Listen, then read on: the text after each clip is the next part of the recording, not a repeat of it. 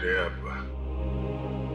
अच्छा किया तुम सिद्धार्थ को अपने साथ यहाँ ले आई। I am very sorry. उस दिन मैंने आपके साथ बहुत बुरा बिहेव किया था।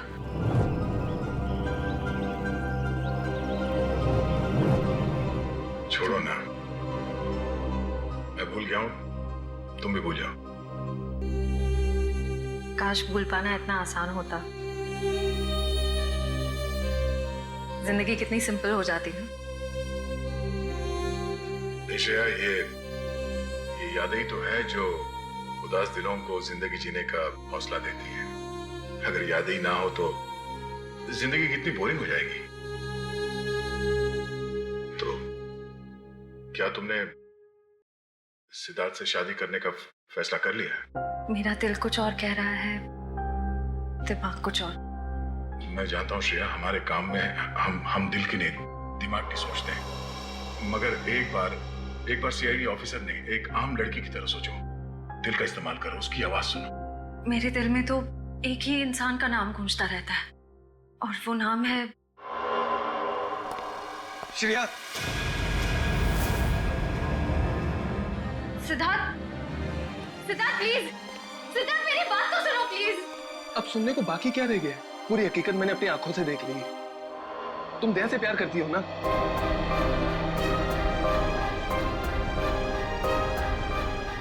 सिद्धार्थ, मैं इस बारे में तुमसे बात करने वाली थी। क्यों नहीं? सिद्धार्थ, काम इतना होता है, मौका ही नहीं मिला मुझे। मौका नहीं मिला? I just can't believe I heard that. Siddharth please मेरी बात तो सुनो। ये इतना आसान नहीं हो के। मैं आपको मेरी जगह रखकर तो सोचो, फिर पता चलेगा मैं किस अग्नि परीक्षा से गुजर रही हूँ।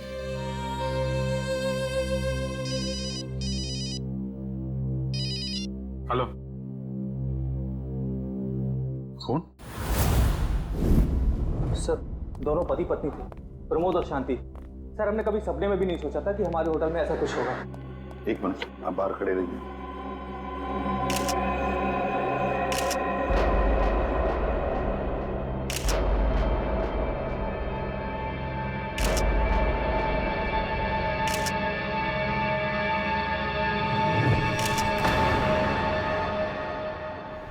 माय गॉड, दोनों की लाशें ऐसी इस अवस्था में। सर, इतने सारे केस सॉल्व किए, लेकिन इस तरह का केस कभी नहीं देखा।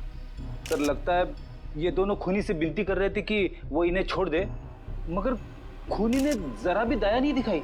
नहीं फ्रेडी, लगता है खूनी ने पहले इन दोनों को मारा और फिर यहाँ लाकर बिठा दिया, हाथ पैर बांध दिए। जिस तरह से इन दोनों को बिठाया कुर्सी में, लगता है खूनी हमसे कुछ कहना चाहता है। ये देखो, कम से कम 6-7 वार तो किए इस बेचारी पर। ऐसे इतनी बेरहमी से मारा है जैसे ये खूनी कोई सिर फिरा हो, या फिर बदले की आग में ये सब किया है उसने। My God. सर, इस प्रमोद की पीठ पे भी वार किया गया है।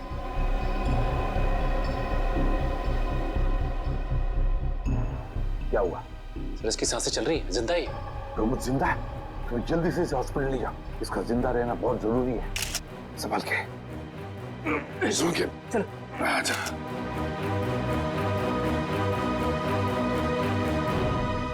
एक बात बताओ, ये खूनी अंदर आया कैसे? किसी ने देखा कैसे? नहीं सर, ये सब रात में हुआ सर, और रात के वक्त इसकी ड्यूटी रहती है सर, इससे पूछिए आप। कैसे हुआ ये सब? सर, कुछ देर के लिए मेरी आंख लग गई थी रिसेप्शन डेस्क के ऊपर। तुम्हें शर्म नहीं आती ये कहते हुए कि तुम्हारी आंख लगी थी ड्यूटी पर? Sorry sir. एक बात बताओ, ये दोनों प्रमोद और शांति कब से रह रहे तुम्हारी होटल में? सर, पिछले 6 दिनों से रह रहे थे, और आगे भी 1 महीने रहने का प्लान था सर। क्यों, कुछ बताया इन्होंने? सर, प्रमोद जी की नई नौकरी लगी थी, नासिक से इस शहर में नए आए थे, उन्हें अपना घर नहीं मिला, इसीलिए होटल में रह रहे थे सर। ठीक है, जाओ। वंश, प्रमोद और शांति, इन दोनों की पूरी जानकारी चाहिए मुझे।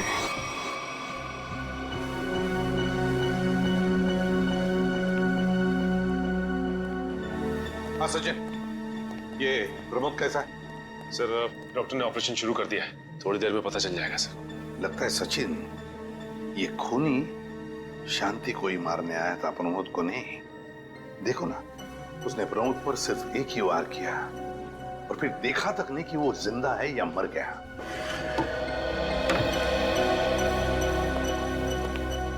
हाँ डॉक्टर साहब, कैसा है प्रमोद? हमने प्रमोद को बचा तो लिया है, मगर मगर मगर क्या? वो कोमा में चले गए हैं। कोमा में? लेकिन डॉक्टर साहब, प्रमोद को होश तो आ जाएगा ना? हम तो अपनी तरफ से पूरी कोशिश करेंगे, मगर कुछ कहा नहीं जा सकता। Thank you.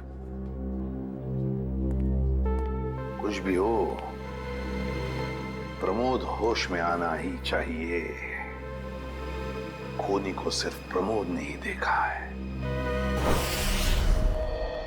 हाँ डॉक्टर साहब, शांति की लाश से कुछ पता चला? दया, मौत की वजह तो तुम लोगों को क्राइम स्पॉट पे ही पता चल गई होगी। पेट पर चाकू के इतने सारे घाव हैं, उसी की वजह से मौत होगी बेचारे की। हाँ, वो तो हमें पता चल गया था। उसके अलावा कुछ और? हाँ, एक खास बात। 2 महीने पहले इसका किडनी का ऑपरेशन हुआ था। ये देखो, इसमें एक फोटो है। किडनी का ऑपरेशन?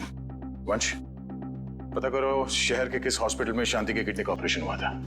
और सर वो क्राइम सीन पे जो खून मिला था वो शांति और प्रमोद का ही है। खूनी ने खून करने से पहले एक एक कदम फूंक फूंक कर रखा है। हाँ, काफी प्लानिंग की है खूनी ने इस जुर्म को अंजाम देने के लिए। उसे पता था कि ये प्रमोद ऑफिस से कितने बजे वापस आता है और वो होटल के कमरे में पहुंच गया जब दोनों मौजूद थे। पर सर, अगर उसका मकसद शांति को ही मारना था तो वो तो प्रमोद के आने से पहले ही जुर्म को अंजाम देकर वहां से फरार हो सकता था। हाँ, ये बात तो है। मुझे लगता है खूनी ने प्रमोद के ऊपर सिर्फ एक ही बार वार किया, और वो इसलिए क्योंकि वो चाहता था कि वो कोमा में पहुंच जाए और जिंदा लाश बन जाए। सर लगता है ये खूनी कोई एक्सपर्ट है जो अच्छी तरह से जानता था कि वार कहाँ पे करना है। सर वो एक्सपर्ट नहीं, मुझे तो सरफिरा लगता है। वरना मारने के बाद इन्हें प्रार्थना की पोजीशन में क्यों बैठा था? कोई तो गहरा कारण है सबके पीछे जो इस खूनी के अतीत से जुड़ा हुआ है। क्या प्रमोद की बीवी का खून हो गया और प्रमोद कोमा में है? जी हाँ। खैर, अब ये बताइए कि पिछले कुछ दिनों से प्रमोद का स्वभाव कैसा था? क्या वो डरा डरा रहता था या कुछ और अजीब बात? नहीं, ऐसा तो कुछ नहीं था। पर हाँ सर, मैंने उनको काम में बहुत सारी गलतियां करते देखा। साफ साफ बताइए, प्रमोद किस तरह की गलतियां कर रहा था?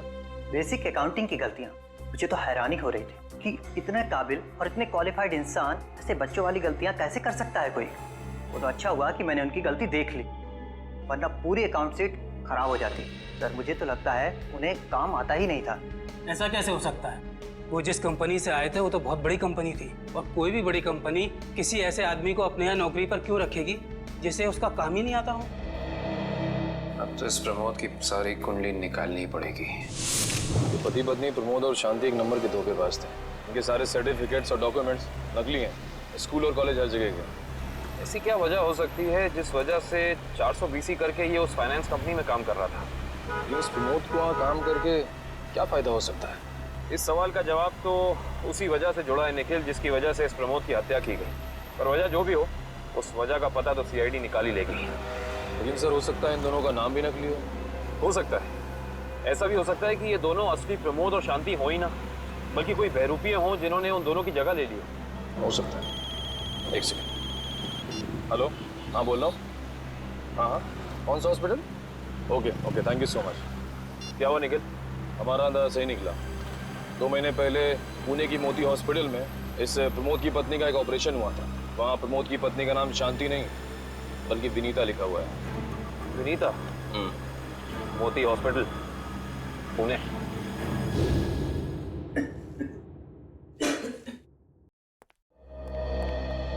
एक्सक्यूज मी, एक वक्त पे सिर्फ एक ही मरीज अंदर आएगा? हम लोग सीआईडी से। सीआईडी? मगर यहाँ मुजरिम कौन है? इसी की तलाश है हमें। एक्चुअली आपके हॉस्पिटल में 2 महीने पहले एक ऑपरेशन हुआ था, उसी के बारे में कुछ जानकारी चाहिए हमें। किसका ऑपरेशन? ये दोनों आपकी हॉस्पिटल में आए थे? ये तो मिसेस विनीता कुमार हैं। हाँ, मिसेस विनीता कुमार। और ये इनके पति, इनकी मौत हो गई? जी हाँ, विनीता कुमार का खून हो चुका है और उनके पति प्रमोद अब कोमा में है। डॉक्टर ये बताइए कि मिसेस विनीता कुमार ने किडनी का ऑपरेशन कराया था ना? जी हाँ। हम उसके मेडिकल रिपोर्ट्स देख सकते हैं? यहाँ पे तो पति का नाम त्रिलोक कुमार लिखा है। मतलब त्रिलोक बन गया प्रमोद और विनीता बन गई शांति। इस पेपर में उनके घर का एड्रेस लिखा हुआ है।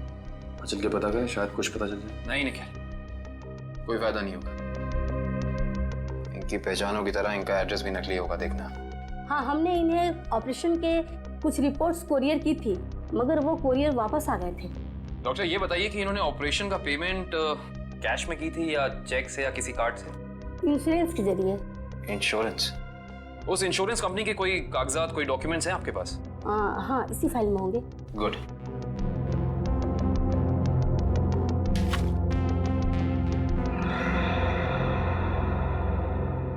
बिज हेल्थ इंश्योरेंस। उनके सभी अकाउंट्स और सभी खाते अच्छी तरह से बंद हो जाने चाहिए। कल शाम 5 बजे तक ऑडिटर आ जाएगा।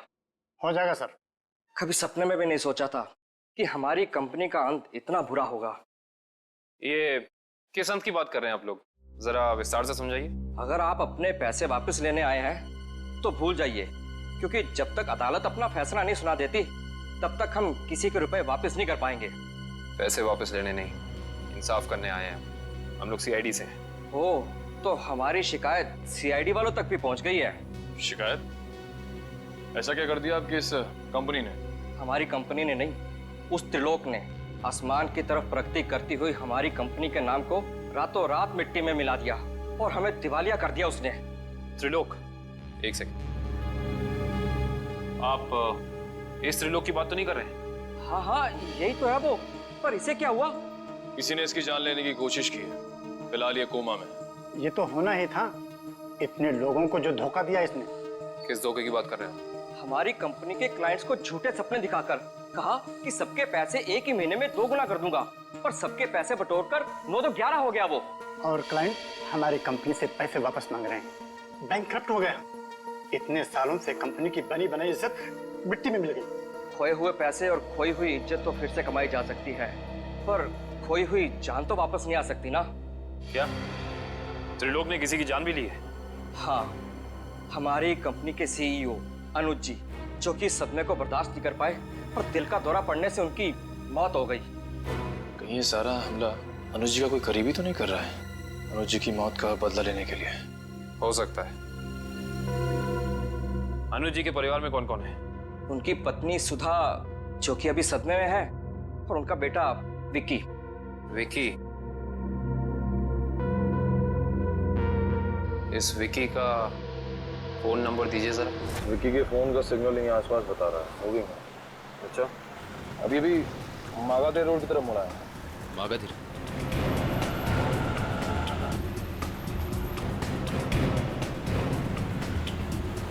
देखो सिग्नल में कुछ पता चला? एक मिनट में। क्या हुआ? इस विक्की के फोन का सिग्नल यहीं आसपास बता रहा है। कहीं विक्की इस बाइक पे तो नहीं? हाँ सर, हो सकता है ये विक्की है। चेक करते हैं।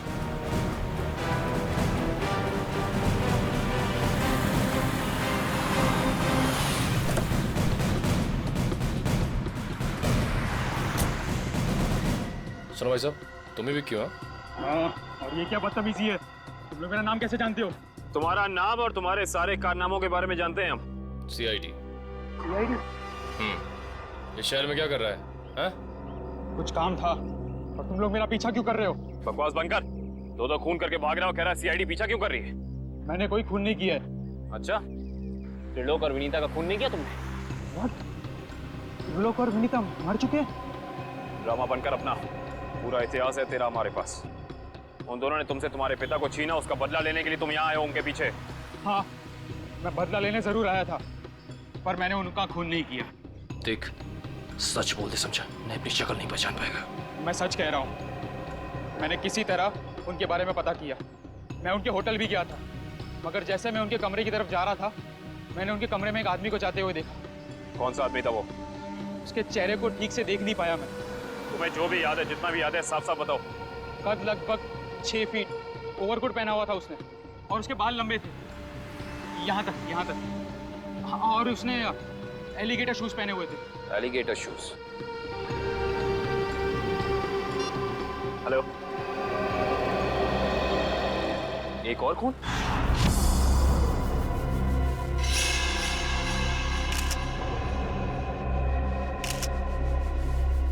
लाश ऐसे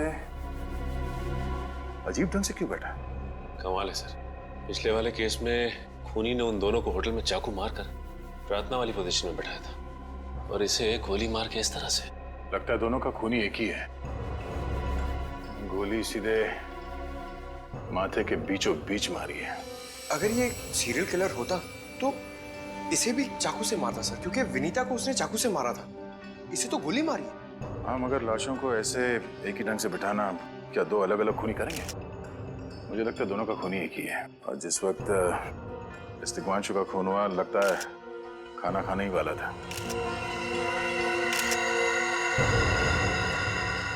तो यहाँ पे दूसरी प्लेट भी पड़ी है, कहीं ऐसा तो नहीं कि ये तिग्मांशु की बीवी के लिए थी? मैम सब तो एक हफ्ते के लिए गाँव गई हुई है, एक हफ्ते के बाद लौटेगी। तो क्या घर में कोई और आदमी था जिसके लिए तिग्मांशु ने एक और प्लेट में खाना डाला? नहीं साहब। अच्छा, जब तुम घर वापस आए उस वक्त ये दरवाजा खुला था या बंद था? नहीं साहब, बंद था। तो फिर तुम घर के अंदर कैसे आए? साहब ने एक चाबी मेरे पास भी दे रखी है। जो कोई भी था, ऐसा लगता है कि तिग्मांशु उस आदमी को जानता था। एक काम करो सचिन, पंकज, घर की अच्छी तरह से तलाशी लो, देखो कुछ मिलता है क्या।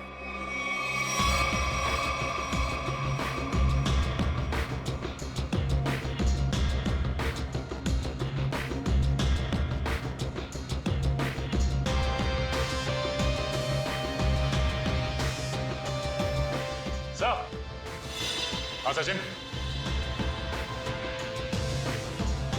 सचिन, ये देखिए सर, यहाँ से शीशा निकाला गया है, चिटकनी खोली गई है, तो यहाँ से बाहर जाने का रास्ता भी है। मतलब कोई अंदर यहाँ इस खिड़की से आया था? सर, लेकिन इस घर में तो सेफ्टी अलार्म भी है सर। अगर यहाँ से कोई अंदर आया है तो सेफ्टी अलार्म बजना चाहिए था और सिक्योरिटी गार्ड को भी अंदर आना चाहिए था। अब इसका जवाब तो सिक्योरिटी गार्ड ही देगा।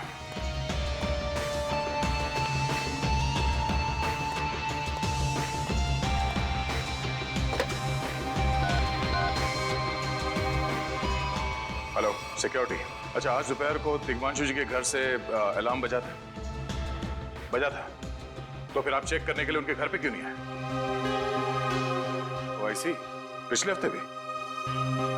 ठीक है, थैंक यू। क्या बोला सर ये सिक्योरिटी वाला? सिक्योरिटी का कहना है कि अलार्म बजा था और उन लोगों ने घर में फोन भी किया, तो तिग्मांशु जी ने कहा कि गलती से अलार्म बज गया, इसलिए वो लोग ऊपर नहीं आए। सर, हो सकता है तिग्मांशु ने मजबूरी में कहा, खूनी ने उसके सर पे गन तान दी हो। कुछ कह नहीं सकते, बात करते वक्त अगर थोड़ी सी भी टेंशन हो आवाज में तो ये सिक्योरिटी वाले तुरंत भाप लेते हैं। दरअसल पिछले हफ्ते भी तिग्मांशु के घर से अलार्म बजा था और जब सिक्योरिटी वालों ने फोन किया था तो तिग्मांशु ने यही कहा था कि गलती से बच गया। सर, ये खूनी काफी चालाक लगता है, खेल खेल रहा है। देखते हैं, जरा देखो इस घर में कुछ और मिलता है क्या। खूनी ने कोई ना कोई सुराग जरूर छोड़ा होगा, चेक करो।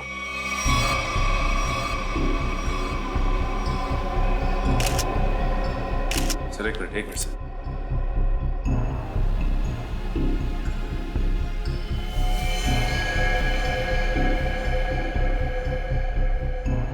ये देखिए सर, खून। ये खून यहाँ कैसे? कहीं खूनी का तो नहीं है खून? ये तो डॉक्टर सालों के ही बताएंगे। वो खून किसका है ये अभी पता चल जाएगा, तारिक आती होगी रिपोर्ट लेकर के। डॉक्टर साहब, इस तिग्मांशु के बारे में कुछ और पता चला? हाँ। वो कैसे? इसे गोली मारने से पहले बेहोश किया गया था। क्या? इसे बेहोश किया था? इसके खून में मुझे एक खास किस्म की दवाई के अंश मिले जो अक्सर इंसान को बेहोश करने के लिए दी जाती है, और वो दवाई इसे इंजेक्शन के जरिए दी गई थी। ये देखो सर, बहुत ही अजीब बात है। अगर खूनी इसे मारना चाहता था तो सीधा गोली मारकर इसका काम तमाम कर सकता था, फिर ये जहर की दवाई क्यों दी होगी? और सर एक और बात पता चली, तिग्मांशु जिस हालात में हमें मरा हुआ मिला था वो एंशिएंट कल्चर के हिसाब से प्रार्थना करने की पोजीशन, खाना खाने से पहले। तो फिर तो शांति और तिग्मांशु दोनों का खूनी एक ही आदमी है।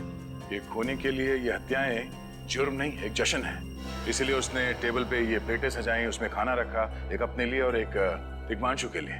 और सर, दिग्मांशु को प्रार्थना की पोजीशन में बैठा के उसने गोली मार दी। सर मैंने कहा था ना, ये खूनी एकदम सरफिरा है सर।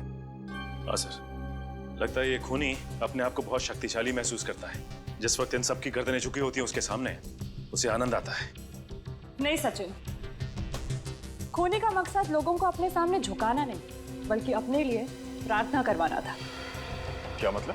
ये रही उस खून की रिपोर्ट। ये खून ना ही दिग्मांशु का है और ना ही उसके घर वालों का। ये खून उस खूनी का ही है। खूनी का? मगर वहां तो हाथापाई के कोई निशान नहीं मिले, और उस जगह को देख के ऐसा लगा भी नहीं कि दिग्मांशु ने सेल्फ डिफेंस में खूनी के ऊपर हमला किया होगा। वो इसलिए दया क्योंकि ये खून खूनी ने अपने मुंह से थूका था।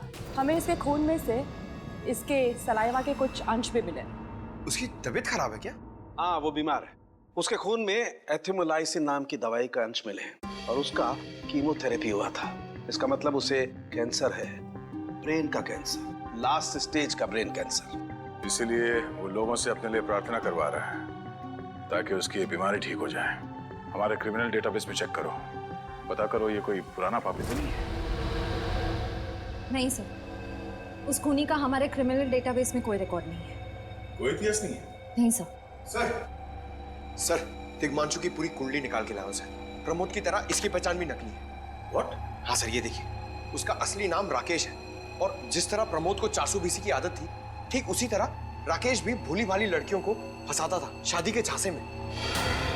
कई लड़कियों ने आत्महत्या किया इस दिग्मांशु और राकेश के चक्कर में। हाँ सर, शादी के बाद उनके पैसे लेके ये गायब हो जाते। सर, इसका मतलब खूनी ने 2 ऐसे लोगों को मारा जो पहले से मुजरिम थे। शायद उसने सोचा होगा कि मरने से पहले कुछ अच्छे कर्म कर लूं। नहीं श्रेया, जरूर कोई रिश्ता रहा होगा उसका इन दोनों अपराधियों के साथ। पता करो इन दोनों अपराधियों का केस किस पुलिस स्टेशन में फाइल किया गया था?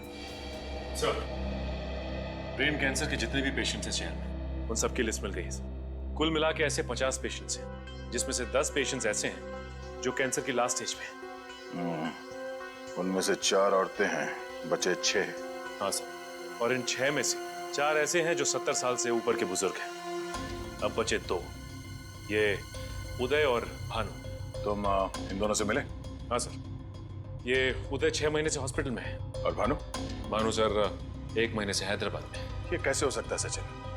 अगर वो मुजरिम इसी शहर में है तो कहीं उसका इलाज चल रहा होगा ना कहीं से वो दवाई खरीदता होगा। वांची सर, इस शहर में जितने भी केमिस्ट है जहाँ पे ब्रेन कैंसर की दवाइयाँ बेची जाती है, उन सब की लिस्ट चाहिए मुझे। सब पता चल गया।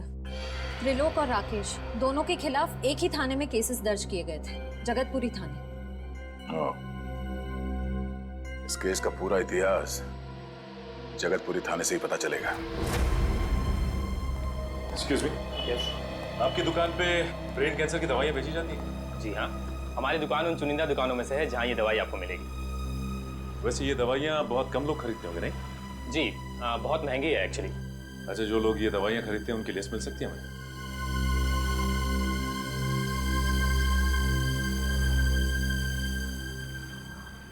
ये रही वो लिस्ट।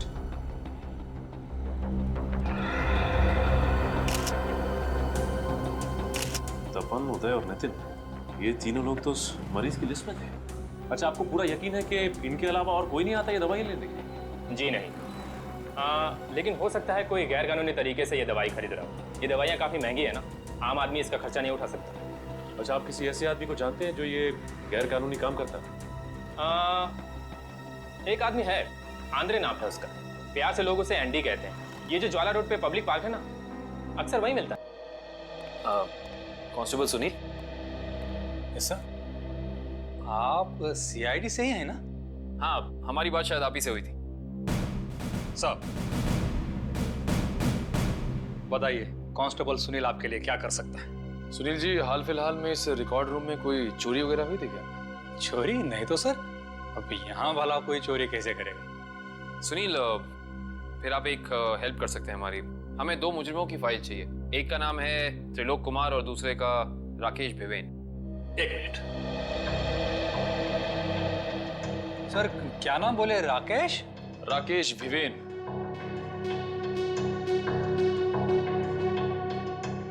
कमाल है, इसकी फाइल तो है नहीं यहाँ। अच्छा वो दूसरा नाम क्या बोले? त्रिलोक त्रिलोक कुमार, इसकी भी नहीं है।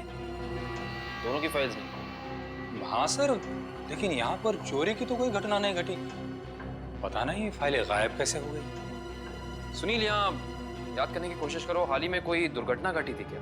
पिछले महीने ऑफिस एरिया में आग लग गई थी, तो अच्छा हुआ फायर ब्रिगेड वाले जल्दी आ गए और हमारे रिकॉर्ड्स नष्ट नहीं हुए। जरूर ये आग भी जानबूझकर लगाई गई थी। आग लगने की वजह क्या थी? वो बताया गया कि मेन स्विच बोर्ड के अंदर शॉर्ट सर्किट हुआ था। कोई इलेक्ट्रिशियन भी आया था काम करने के लिए। जरूर वहीं छेड़छाड़ की गई है। उस इलेक्ट्रिशियन का कोई आता, कोई पता, कोई कांटेक्ट है? दूसरे कांस्टेबल के पास था, लेकिन वो तो रिटायर होकर गांव चले गए। हाँ, कोई बात नहीं। सुनील, एक काम करिए, आप चेक करके बताइए कि और किन किन मुजरिमों की फाइल्स यहाँ से गायब हुई हैं। पता तो चले आखिर अगला शिकार है कौन इस अनोखे खूनी का। ये ले पैसे।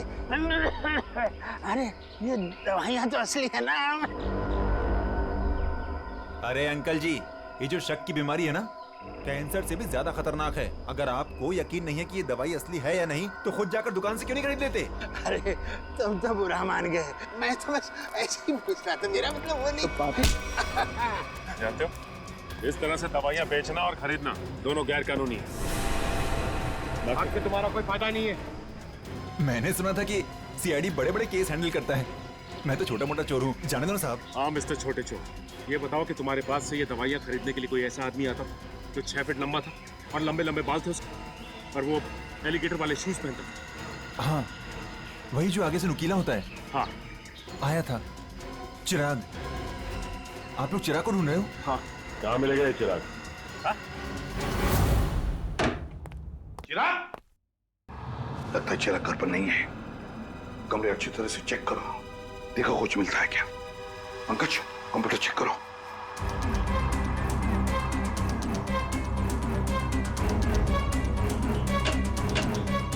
सर, ये देखिए, पूरी अलमारी गन्स और चाकू से भर रखी इस चिराग ने। My God. सर, हाँ, अंदर के कमरे में से ये खून से भरे हुए कपड़े मिले। पुलिस रिकॉर्ड रूम से फोन है। देखो। हेलो, जी कहिए। कौन? संदीप, स्वाधीन और हेमंत। ओके, ठीक। कौन है ना? सर, त्रिलोक और तिग्मांशु की तरह इन तीनों की फाइल भी चोरी हुई है पुलिस रिकॉर्ड रूम से। मतलब अभिजीत, अब ये चिराग इन तीनों में से किसी एक को मारने वाला है। सर एक सेकंड, ये देखिए सर, इस कंप्यूटर की फाइल में इन तीनों की फाइल है। सर ये तीनों भाई हैं और बदमाश भी हैं, और इन्होंने 3 खून किए हुए हैं सर। सर यहाँ पे 2 एड्रेस है, एक चीकूवाड़ी और एक चारकोप पर चीकूवाड़ी। एक काम करते हैं अभिजीत, हम दोनों चीकूवाड़ी चलते हैं और तुम लोग तीनों भी चारकोप चले जाओ। Yes sir. हाँ सर। चलो अभिजीत।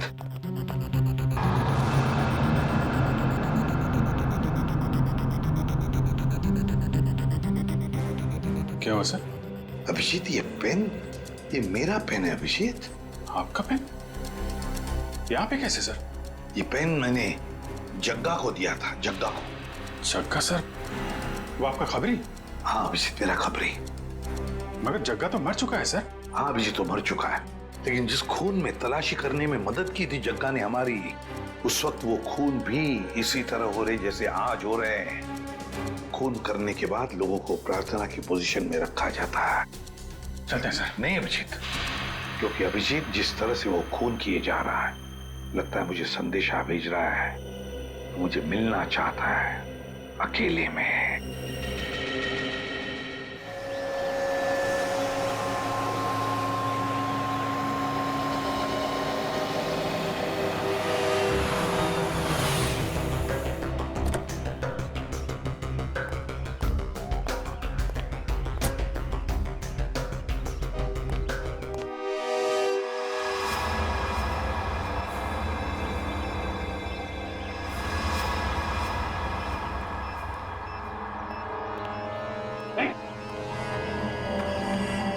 प्लीज हमें बचा लीजिए, किसी तरह हमें मार डालेगा। घबराओ मत, मैं इसे भी प्रद्युम्न हूं, कुछ नहीं होने दूंगा तुम्हें। इनकी बातों को ज्यादा सीरियसली मत लेना। इन्हें तो झूठे वादे करने की आदत है, और इतनी बड़ी बड़ी बातें करने से पहले एसीपी जरा मेरा इंतजाम तो देख लो। बस रिमोट के इस बटन को दबाना है और ये तीनों हमेशा के लिए बूम धरती से गायब। क्यों कर रहे हो तुम ये? क्या गलत कर रहा हूँ? हाँ बोलो। पर ये तीनों तो वैसे भी कानून से भागे हुए अपराधी है ना, तो इन्हें मारकर क्या गलत कर रहा हूँ मैं? इन्हें सजा देने का हक तुम्हारा नहीं, सिर्फ कानून का हक ही है। बस यही तो प्रॉब्लम है, जब तक तुम कानून में हो कुछ नहीं हो सकता। क्या क्या चाहते हो तुम मुझसे? पहले अपनी ये गन मुझे दो। एसीपी मुझे अपनी गन दो, वरना मैं ये रिमोट दबा दूंगा। एसीपी मैं 3 तक गिनूंगा। 1 2 3। नहीं,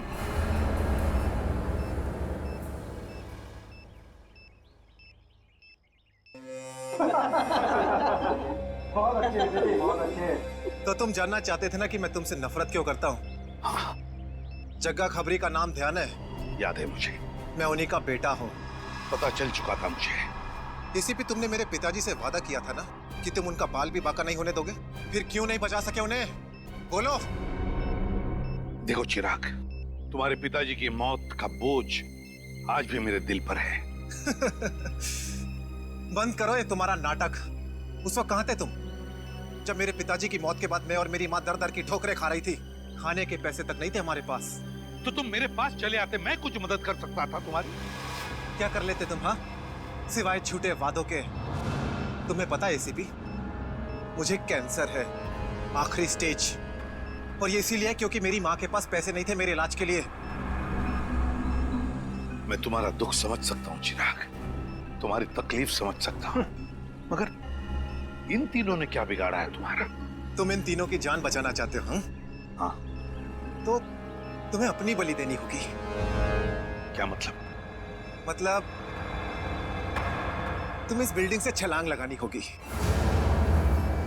ताकि फिर कोई जग्गा खबरी सीआईडी का शिकार ना बने।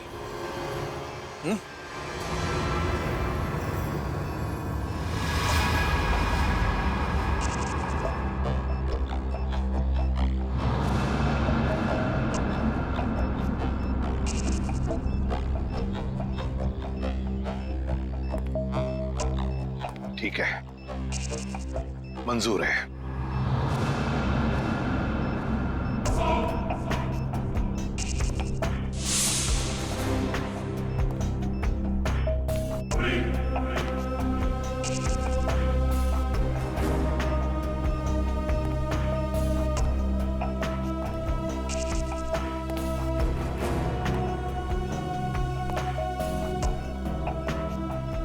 चढ़ो एसीपी, चढ़ो।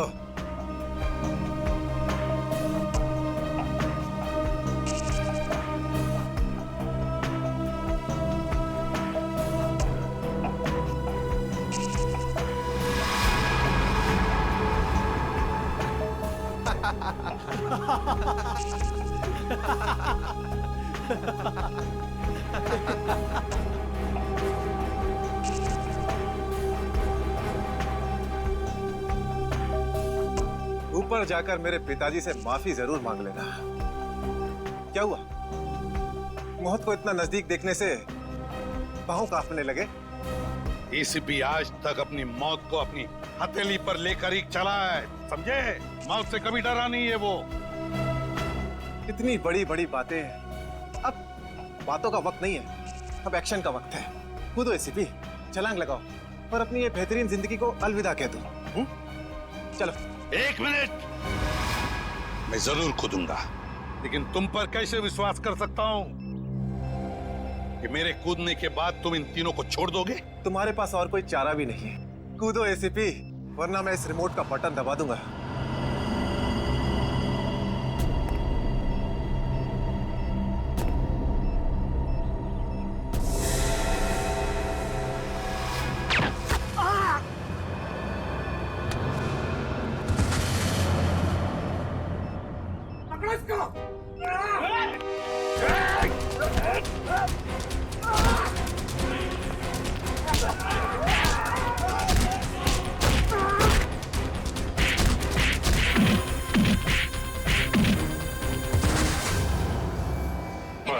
चिराग, बहुत चला लिया न्याय की अदालत। सीआईडी का काम सीआईडी को सौंप दो। फ्रेडी, पंकज, उन तीनों के शरीर से बॉम्ब हटा दो, संभाल के। और तुम मेरे दोस्त, मेरा कबरी जग्गा के बेटे लगते ही नहीं। उस बेचारे ने तो अपनी जान कुर्बान की हमारी मदद करने में, कानून की मदद करने में। मगर तुम, लानत है तुम पर, जैसे घटिया काम करने निकले थे। दो खून किए तुमने। तुम्हें तो शायद फांसी ही होगी, फांसी।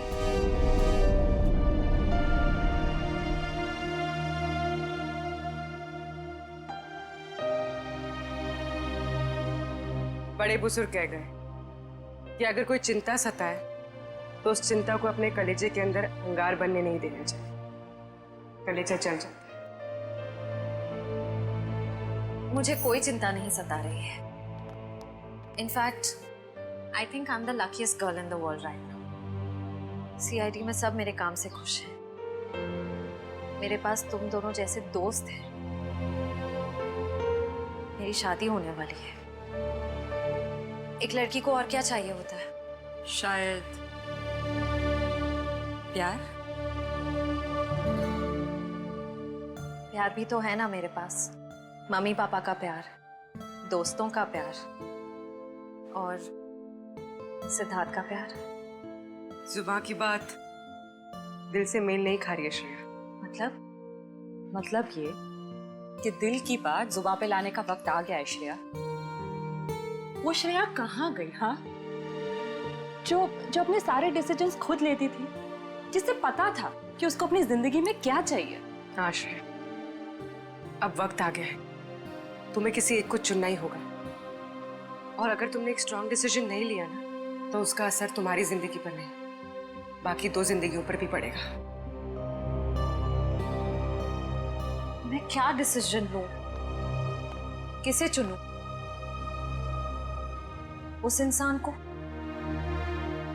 जिसे मैं बहुत प्यार करती हूं, पर उन्होंने कभी अपने प्यार का इजहार नहीं किया, या शायद वो मुझसे प्यार करते ही नहीं, या फिर उस इंसान को जो मुझसे बहुत प्यार करता है, मुझे पलकों पर बैठा कर रखता है। मगर यहाँ पे इम्पोर्टेंट सवाल ये है कि तुम किससे प्यार करती हो? नहीं तारिका, यहाँ ये बात इम्पोर्टेंट है कि अब मैं पीछे नहीं हट सकती। मेरे किसी भी डिसीजन से ना सिर्फ सिद्धार्थ को, बल्कि उसकी और मेरी फैमिली को बहुत दुख होगा। बच्चों जैसी बातें मत करो श्रेया। हर माँ बाप चाहते हैं कि उनके बच्चे को जिंदगी की हर खुशी मिले। तुम सिद्धार्थ के साथ खुश नहीं रह पाई तो क्या अंकल आंटी खुश रह पाएंगे? और अगर तुम खुश नहीं रही तो क्या सिद्धार्थ खुश रह पाएगा? तुम्हारा एक कदम श्रेया बहुत सारी जिंदगियों को अफेक्ट करेगा। तुम बस दिल से काम लो। देखो, दिल हमेशा सही रास्ता दिखाता है। ठीक है, अब से मैं अपने दिल की बात सुनूंगी। अगर मैं किसी भी कदम पर कमजोर पड़ जाऊं तो तुम दोनों को मुझे सही रास्ता दिखाना होगा। हाँ, लेकिन एक शर्त पे। कैसी शर्त? तुझे आइसक्रीम खिलानी पड़ेगी। Of course.